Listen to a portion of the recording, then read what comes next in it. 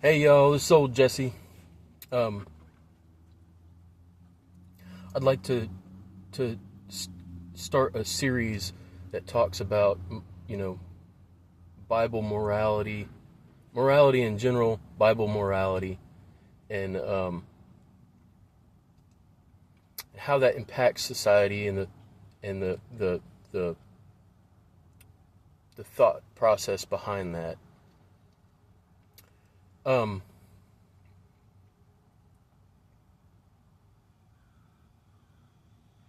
so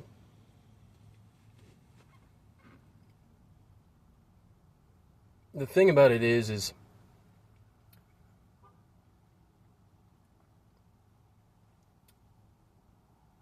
in the Bible, the very first moral principle that's taught is obedience to God. And that's a very important principle.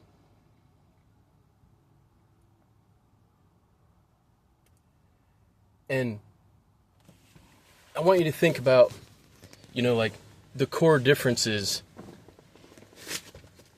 between modern philosophical thought of I, a person born ignorant as an infant,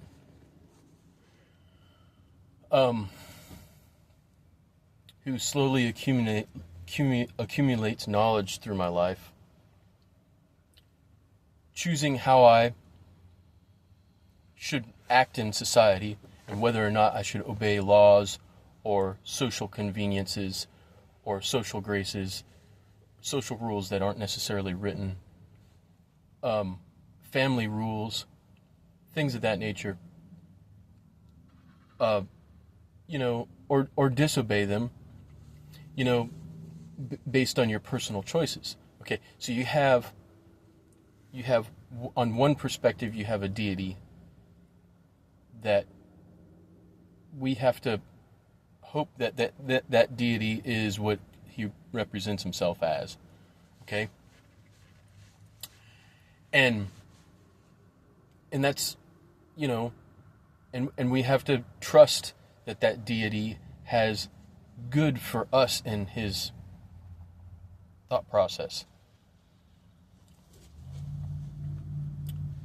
That goes without saying that if you read Bible prophecy and you know that how much war and destruction has happened through the years, it's like, well, I'm human and all these other folks are human, and well,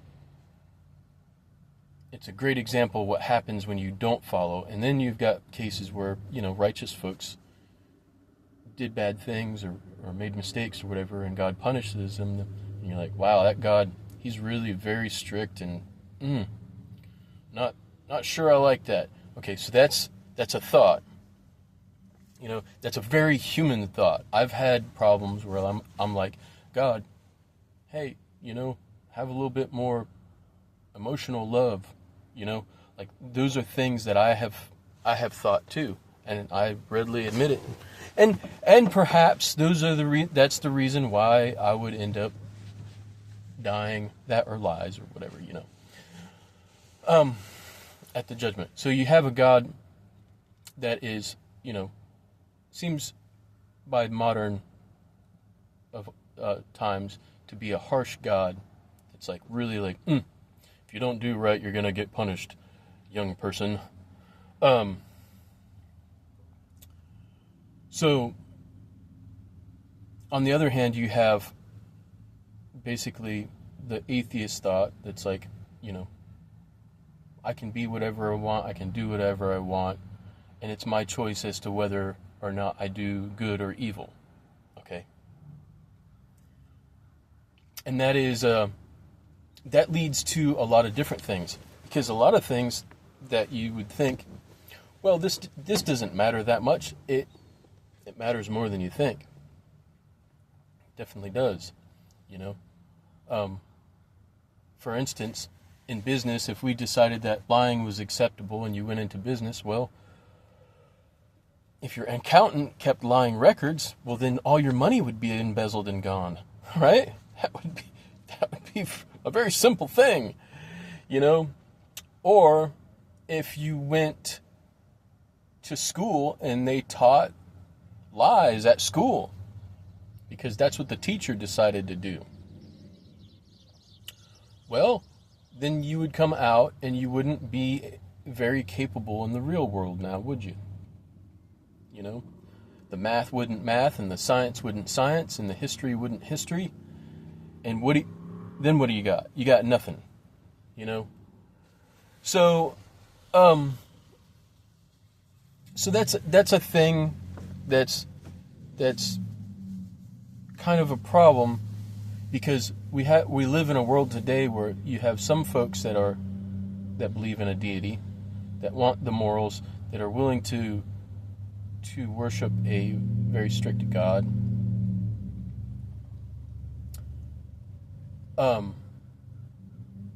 And you have others that are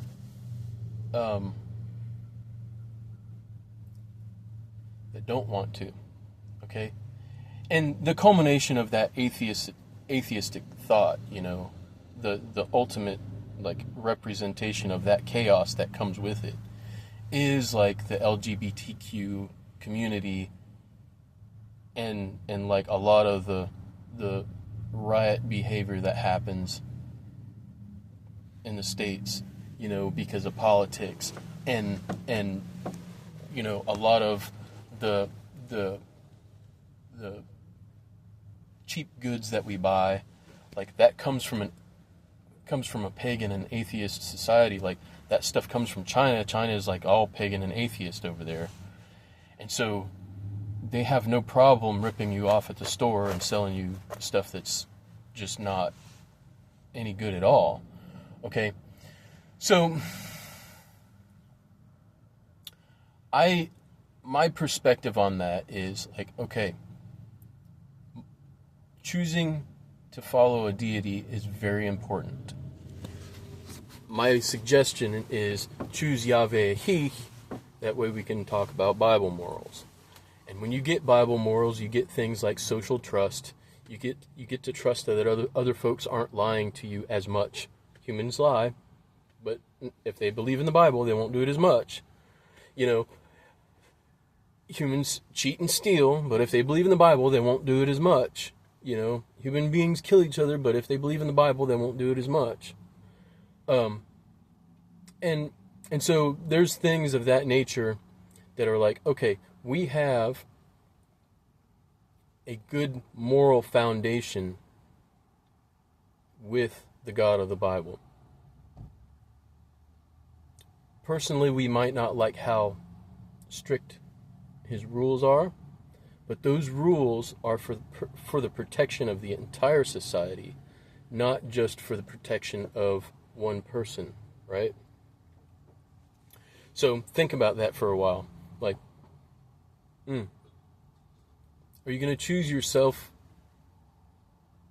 who has slowly gathered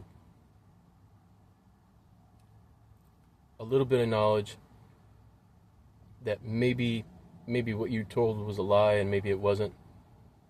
Like how good is your personal ability to distinguish between lies and falsehood, right? Or are you going to trust that, okay, well, this God of the Bible, even if you personally don't think that God is valid yet, but you think this Bible is valid as a thing handed down by the ancients, you know, it's a thing that's like, all right, think about it. That's a good set of morals. It's worth following.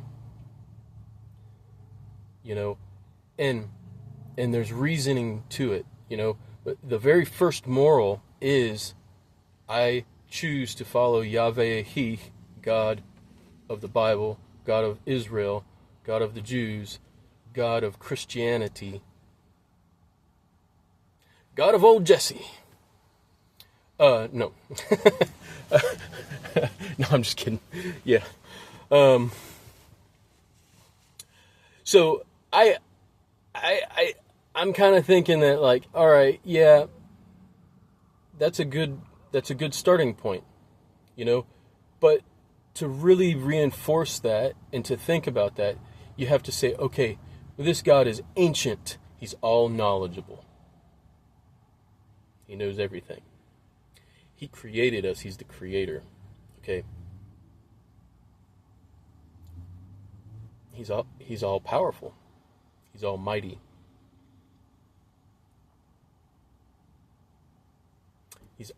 He's everywhere. He's all present. Okay.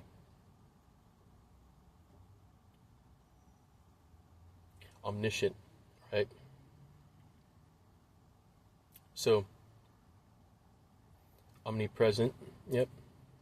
So here's the thing. Within that, you know, you need to also realize that God is a God. The God of the Bible is a God.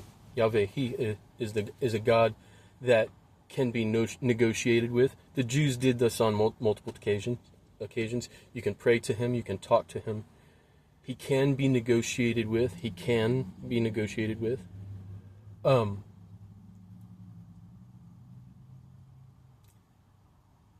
We know that human beings have seen Him in the Bible multiple times.